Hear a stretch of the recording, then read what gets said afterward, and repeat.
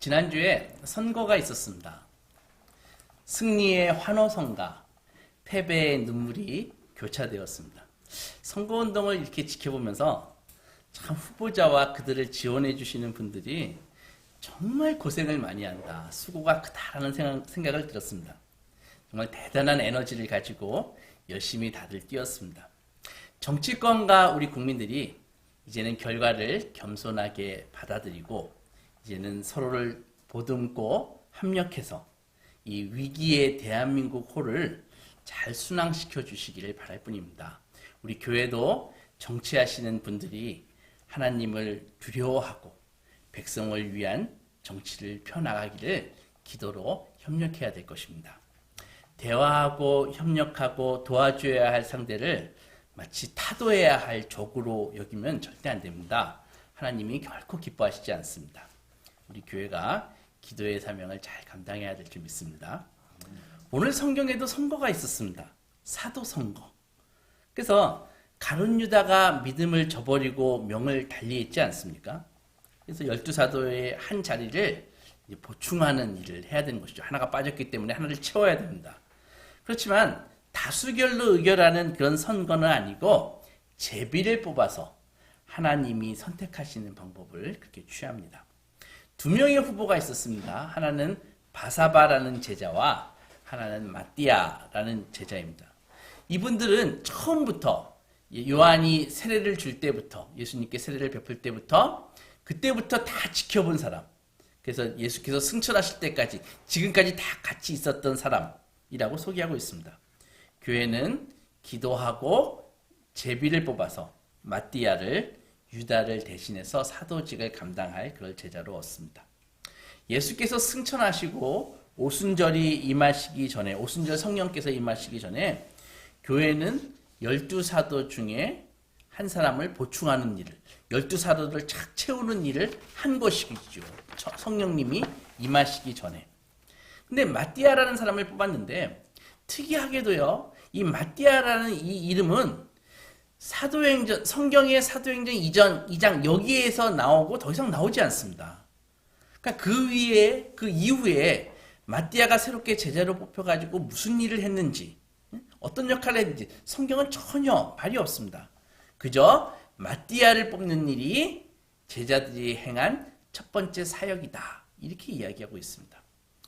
사도를 뽑아 12명을 채우는 일, 이 중요한 이유는 제자들이 이제 예수님의 명령을 감당하기로, 수행하기로 결심했다는 것입니다. 마띠아라는 초창기 멤버를 제자를 뽑아서 예루살렘과 사마리아 땅끝까지 선교를 위한 이제 전열을 정비했다는 뜻입니다. 제자들이 땅끝까지 이르러 예수 그리스도의 죽으심과 부활의 증인이 되는 일을 수행하겠다고 하는 그것을 결심하고 첫걸음을 뗐다는 이유입니다. 여러분, 결정을 하고 선택을 한다. 이것은 자유인이 가지는 권리입니다. 그것은 강요받거나 굴복해서 하는 일이 아니고 본인들이 그렇게 하기로 결심했다는 것입니다. 근데 이 일이 동시에 예수님의 그 명령을 순종하는 일이기도 한 것이죠. 주께서 땅끝까지 이르러 내 증인이 되라 라고 하셨기 때문에 그 명령에 순종하는 행위입니다. 자유롭게 선택했지만 그것은 순종의 행위였다는 것이죠. 자유와 순종이 같이 가는 것입니다. 오늘은요, 이 기독교인으로서 책임을 지고 산다는 것이 무엇인가? 기독교인으로서 책임을 지고 삶을 산다는 것이 무엇인가를 한번 생각해 볼 것입니다. 예수께서 우리가 자유할 수 있는 길을 열어주셨습니다. 요한복음 8장에 보면 31절에 그러므로 예수께서 자기를 믿은 유대인들에게 이르시되 너희가 내 말에 거하면 참으로 내 제자가 되고 진리를 알지니 진리가 너희를 자유케 하리라 라고 말씀하셨습니다. 사람들은 진리를 무엇이라고 생각할까요? 먼저 대학에서의 진리는 학문입니다. 서울대학교 마크를 보신 적이 있으신가요? 거기에 라틴어로 이렇게 적혀 있습니다. Veritas Lux Mea, 진리는 나의 빛, 그런 뜻입니다.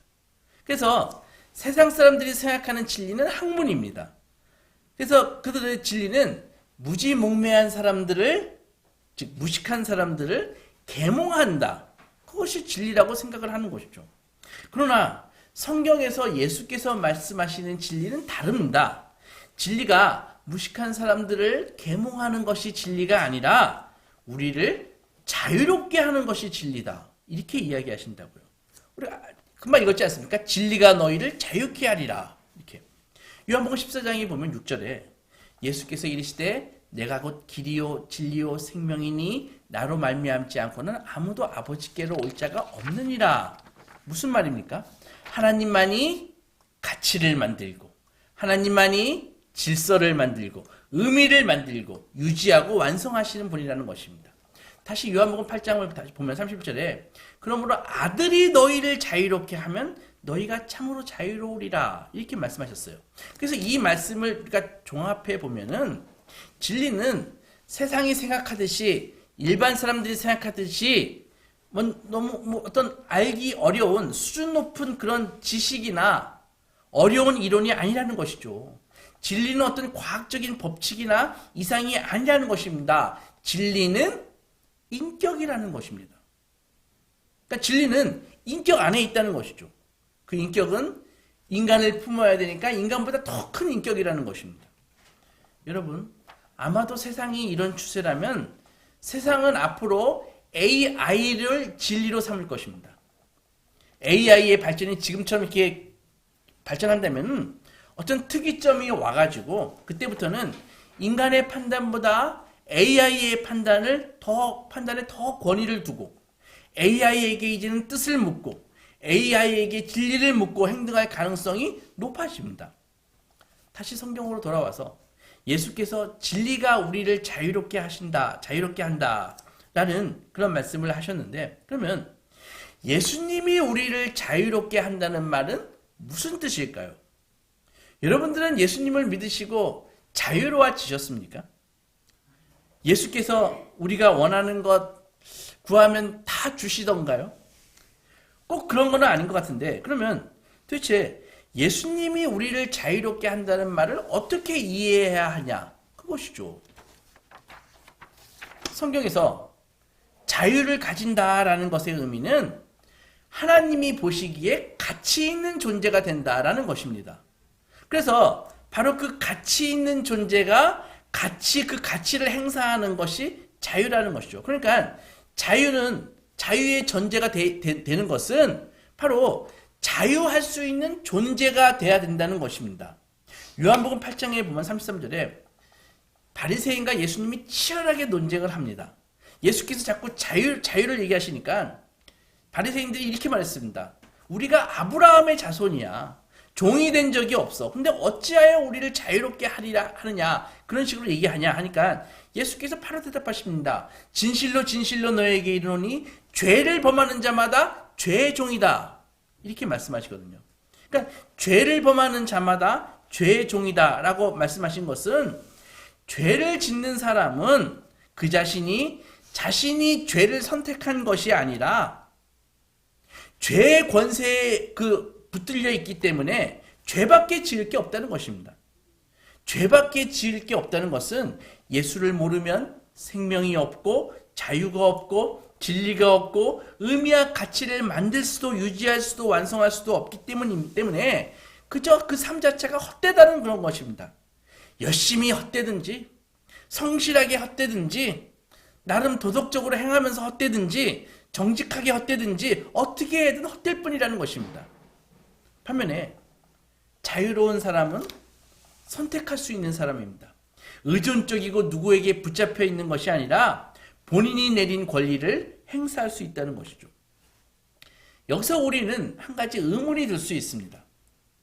자유가 자기 마음대로 하는 게 자유라면 순종은 다른 사람의 명령에 순종하는 거 아니냐. 그러면은 자유와 순종은 같이 갈 수 없는 거 아니냐. 그런 질문인 것이죠. 쉽게 말해 어떻게 내가 자유로운데 다른 사람에게 순종할 수 있냐. 어떻게 내가 다른 분에게 순종하는데 내가 어떻게 자유로울 수 있냐. 그것이죠.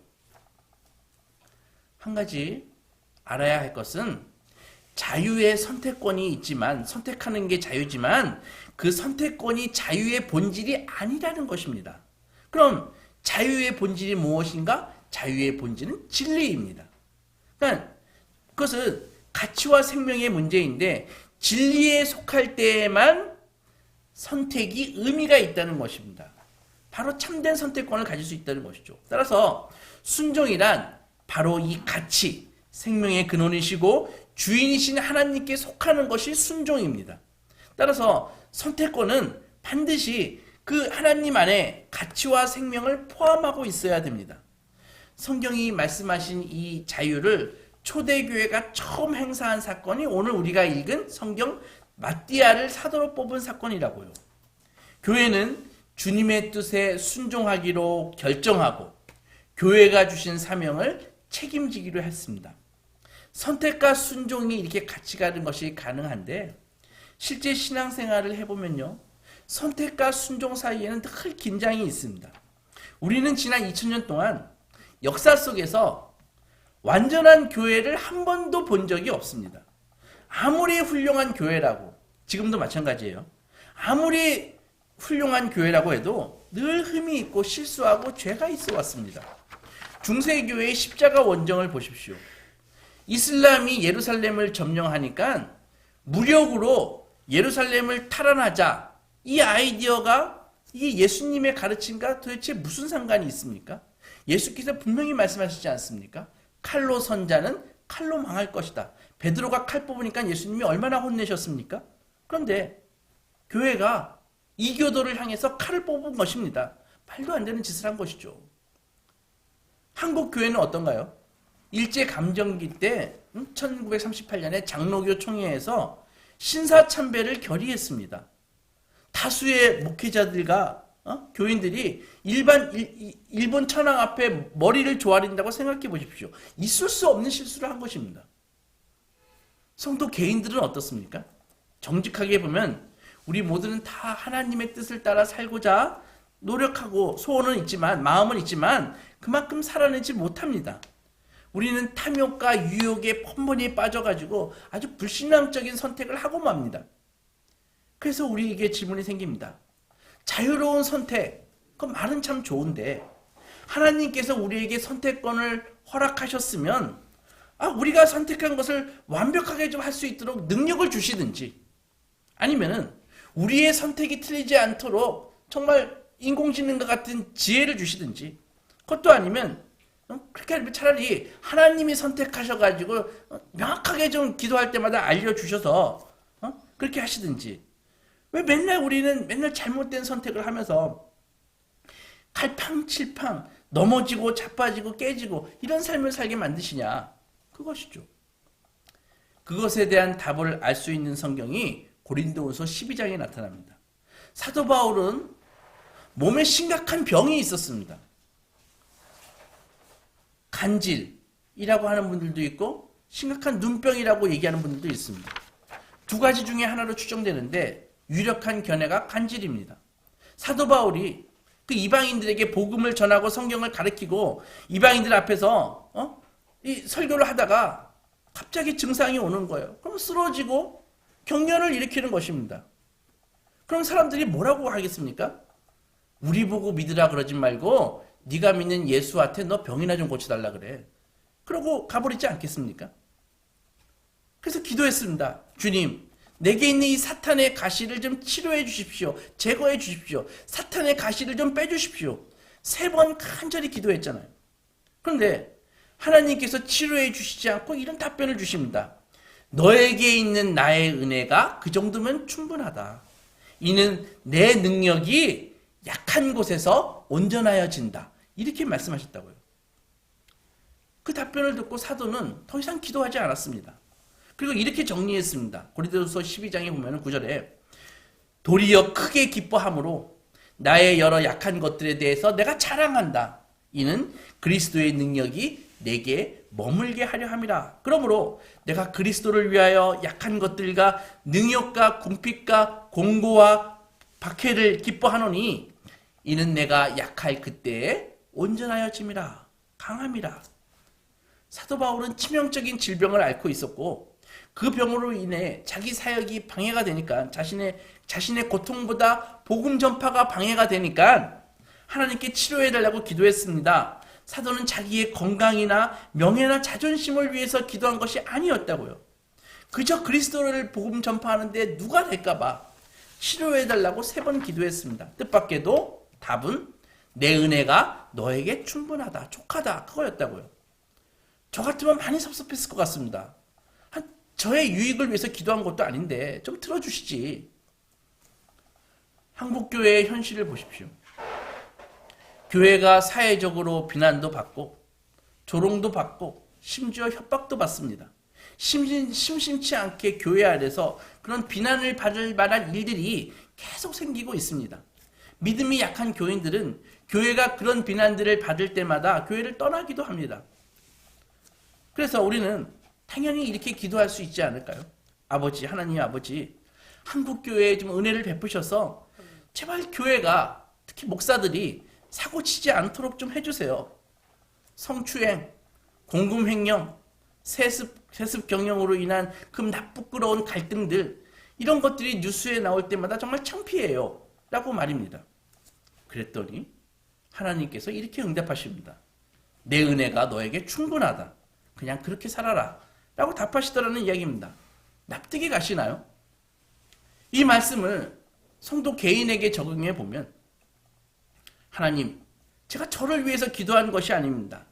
제가 그래도 명색이 교회 중직인데 제가 이렇게 돈 없이 초라하게 사니까 저도 괴로울 뿐 아니라 예수님의 이름에 누를 끼치게 생겼으니 제발 빌린 사채만을 꼭 갚고 죽게 해주십시오. 제가 대표 기도할 때 그 빚쟁이들이 몰려오면 어떡합니까? 저 그러면 교회인이 못 나갑니다. 이렇게 절규하는 것이죠. 이런 경험 해보셨습니까? 그랬더니 하나님께서 내 은혜가 너에게 그만하면 충분하다. 그냥 구박받고 쪽팔리다가 나에게 오너라. 이렇게 응답하셨다는 겁니다. 어떻습니까? 이런 하나님 믿을만 하신가요? 당장 개종을 좀 고민해야 되지 않을까요?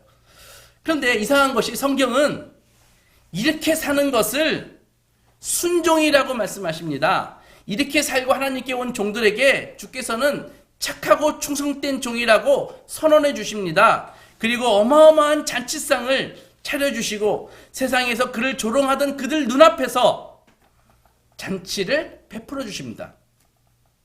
우리는 하나님이 일하시는 이 방법을 너무나 신비하고 깊어서 우리는 그 심오함을 결코 다 이해할 수 없습니다.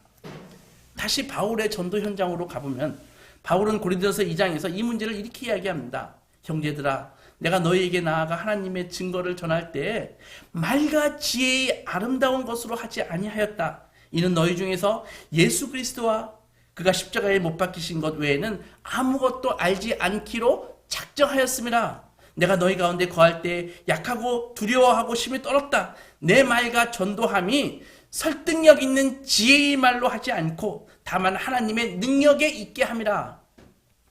사도는 그가 전도할 때 그의 지식과 지혜의 말이 아니라 하나님의 능력에 철저히 의존하고 있음을 알 수 있습니다. 바울이 왜 떨었습니까? 전도에서 하나님의 구원이 나타나야 되는데 하나님의 구원이 나타나는 것이 아니라 그의 지혜나 지식이 드러날까봐, 그의 언변이 드러날까봐 두려워서 떨었다는 것입니다. 사도는 자기가 교만해질까봐 떨었던 게 아니에요. 자기가 복음의 내용을 무슨 설득력 있게 설명하지 못할까봐 떨었던 것이 아닙니다. 하나님의 능력이 나타나 저들을 변화시켜야 되는데 그것이 아니라 자신의 그 지혜가 나타나서, 지식이 나타나서, 달변이 나타나서 하나님의 일하심을 가로막을까봐 그래서 두려웠다는 것이죠. 그래서 그는 예수 그리스도와 그가 십자가에 못 박히신 것 외에는 내가 아무것도 알지 않기로 작정하였다 라고 얘기했습니다. 예수께서 십자가 지실 때 우리가 다 알듯이 그리스도의 죽으심을 이해한 제자는 아무도 없었습니다. 그래서 다 도망갔습니다. 예루살렘에 입성할 때 수많은 사람들이 호산나 다윗의 자손이여 하며 환영했던 그 무리가 빌라도 법정에서는 싹 바뀌어가지고 완전히 돌변해서 예수를 십자가에 못 박으라, 살인자 바라바를 놓아주라 라고 막 소리소리 질렀습니다. 배신과 수치, 책임 회피와 도망, 폭력과 살인, 종교적인 음모, 탐욕, 그 모든 악이 쏟아지는 그 십자가를 통해서 하나님께서는 부활의 문을 여신다는 것입니다. 바로 이것이 하나님이 하시는 구원의 길입니다. 여러분, 신자로 살아갈 때 우리가 당하는 이유가 뭐예요? 내가 곧 죽을 것 같아요. 나를 보는 사람이 나를 다 비난하고 오해하고 억울하게 하고 불공정하게 만들어요. 근데 그 상황 속에서 내가 저항해야 될 거 아닙니까? 나의 그 의로움을 입증해야 될 거 아닙니까? 그 상황을 바꾸도록 막 애써야 되지 않나요? 그런데 그렇게 하지 말고 그냥 죽으러 들어가라는 것이 하나님의 길이라고 성경이 이야기하고 있다는 것입니다. 왜 그럴까요? 왜? 억울한데. 원통한데. 왜 그럴까요? 그것은 죽어야 부활을 만날 수 있기 때문입니다. 죽어야 죽음에서 일으켜 세우시는 예수를 만날 수 있기 때문입니다. 바울도 그렇게 가르칩니다. 죽음 다음에 일어나는 그 부활을 향해서 너는 걸어가야 된다. 우리는 보통 하나님께 구합니다. 무엇을 달라고 구하시나요? 성령 충만을 구하십니까? 그것은 신앙의 깊은 소수에 해당되는 제목이고 대부분 육신적이고 세상적인 것을 구합니다. 하나님, 돈 주세요. 하나님, 건강 주세요. 하나님, 남 부끄럽지 않게 좀 체면 좀 세워주세요. 그것이 잘못입니까? 그것 자체는 잘못이 아닙니다. 그러나 이 세상의 것들은 하나님이 우리에게 맡겨주신 삶을 살아가는데 방해가 된다고요. 왜냐하면 세상의 것을 추구한다는 것은 명목상 크리스찬이지만 실제 권세와 가치의 주인이 세상이라 여기는 것입니다. 바로 그런 세계관을 반영하고 있다는 것이죠. 따라서 이것이 우리 지구상에 발을 붙이고 살 수밖에 없는 우리의 한계입니다. 그러나 세상에 발을 딛고 사는 한 넘을 수 없는 이 한계를 넘어서는 방법으로 하나님께서는 세상이 줄 수 없는 것을 우리에게 더 큰 것을 주셨습니다. 그게 뭡니까? 하나님 자신과 예수 그리스도입니다. 사랑이신 하나님이 우리의 하나님이 되시는 것입니다. 예수께서 구원자 되셨기에 이 한계를 우리가 돌파할 수 있는 것입니다. 하나님의 사랑이 세상에서 볼 수 없는, 그리고 세상이 감당할 수 없는 큰 사랑이기 때문에 우리는 세상을 이길 수가 있는 것입니다. 하나님의 아들이 우리에게 부활 생명의 길을 열어주시기 위해서 십자가에서 죽으셨기 때문에 우리는 이 한계를 돌파할 수 있는 것입니다. 그래서 바울은 예수 그리스도와 그분이 십자가에 못 박히신 것 외에는 아무것도 알지 않기로 결정했다. 이렇게 말하고 있습니다.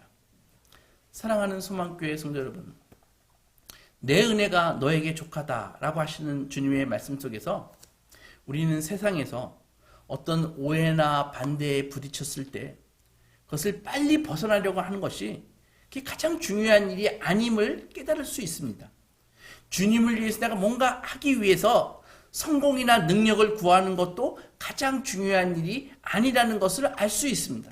그 대신 내가 약한 그때에 주께서 강하시다는 것을 믿는 믿음으로 나에게 주어진 모든 것을 감수하는 인생을 실제로 살아야 됩니다. 초대교회는 마띠아를 사도로 뽑았습니다.